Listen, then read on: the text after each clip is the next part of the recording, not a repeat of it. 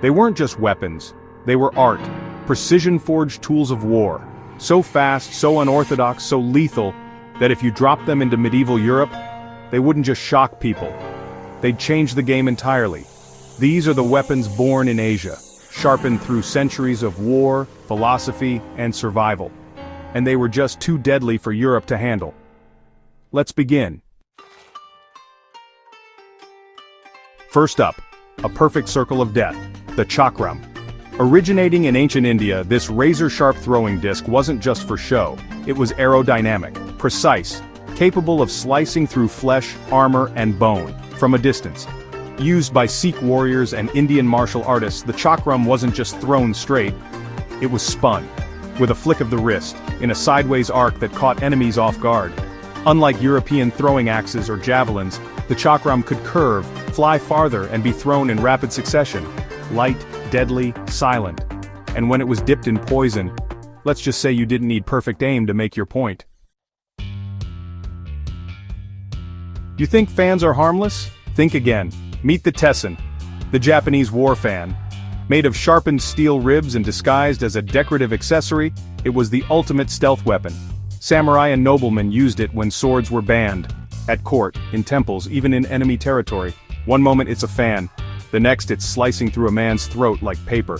Used to deflect arrows, disarm opponents, or deliver a surprise killing blow. The Tessen turned elegance into execution. Europe had no equivalent.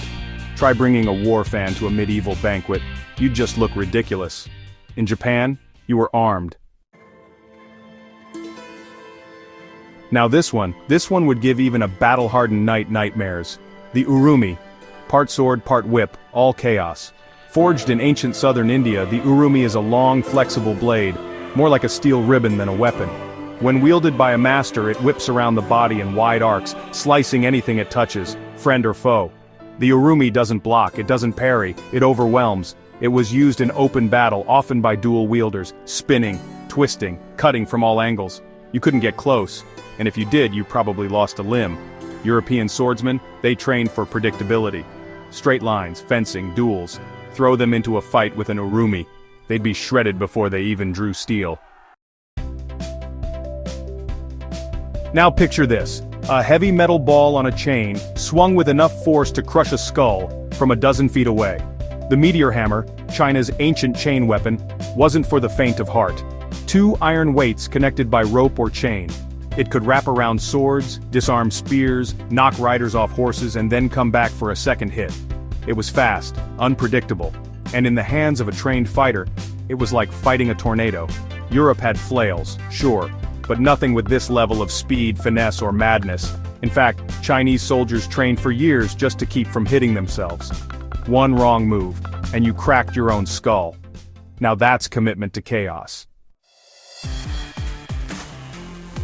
Not all weapons were designed for war. Some were designed for survival. Japanese ninjas, masters of infiltration, used tools like the shuko, metal claws worn on the palms, used for climbing, or for raking through soft flesh. In tight quarters, in the dark, or during silent kills, these claws gave the ninja an edge Europe never saw coming. And the sleeve dagger? A small retractable blade, hidden in a metal wrist brace, activated with a flick of the wrist, silent, fast, fatal. These weren't battlefield weapons, they were assassin tools, designed for one thing, to kill without warning. In Europe, assassination was a nobleman's game, poison in wine, a dagger in the back. In Asia, it was a craft. Now here's the part where Asia steps ahead of Europe entirely. The fire lance, a Chinese invention, was the world's first gunpowder weapon. Long before muskets and flintlocks, Chinese warriors were attaching bamboo tubes filled with gunpowder to spears, and lighting them up.